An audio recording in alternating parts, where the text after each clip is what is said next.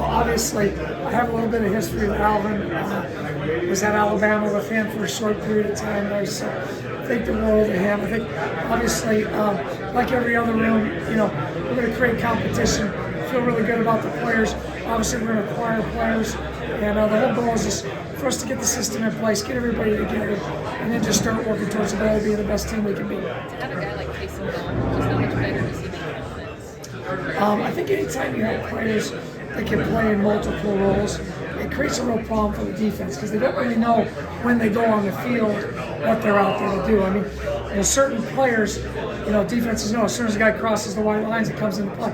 Okay, he's going into play tight end, he's going into play receiver. When you have guys that can play multiple roles, it creates a whole other element for the defense to have to think about what type of formation presentation they might be getting, where's their alignment's going to be, who's going to be at what position.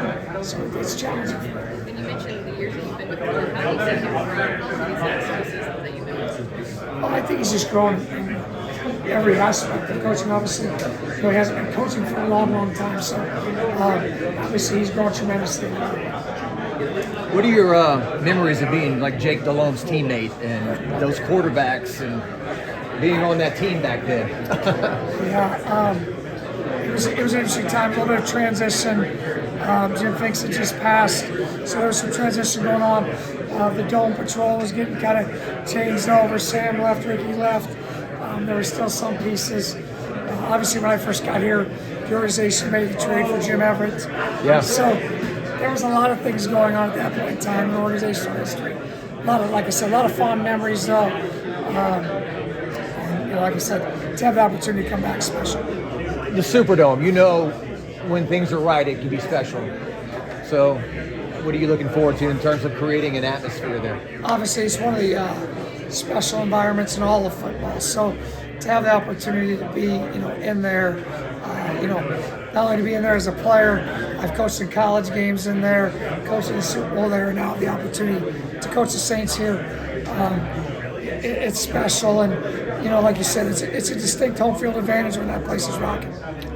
If I You've seen from the Saints just in the first 2 weeks of this past season, how confident are you that that's sustainable success for this team? Repeat the question. What we saw from this offense the first 2 weeks of the season, just historic numbers, how confident are you that that's sustainable? It was dynamic. Well, obviously, we've got to get our system in place, and it's one thing when you evaluate the tape and you see players. It's another thing when you actually get on the grass with them. You get to start to see there's some things maybe that someone does a little better that you didn't quite think, or hey, we might need to do something a little bit differently here. So just excited about the opportunity and what we can grow to. Doug, sorry if this is a repeat, but what have you admired from studying Derek Carr's game without getting deep into the weeds on it, I guess? Yeah. Obviously, a lot of admiration for his career, what he's done over time. To have the success he's had over a sustained amount of time in this league is special. The guy can make all the throws. You watch him, can throw with timing, anticipation, and rhythm. Really looking forward to the opportunity.